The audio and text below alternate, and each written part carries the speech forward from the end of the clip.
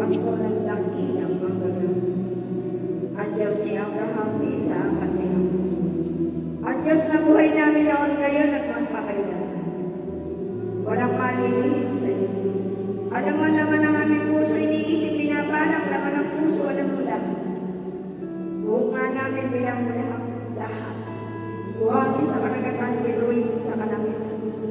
At ang mukha mo'y siniwalag ng sikat ng araw sa katanghaliang tapat. At ang lumalabas sa bibig mo'y sintalas ng isang tapak na magkabilay-tay na tumatagos mag-isa pinaghihiwalayan ng kaluluwa ng espiritu na mga kaso-kaso ng utak sa mundo. Kaya't maaari kami gumaling sa iyo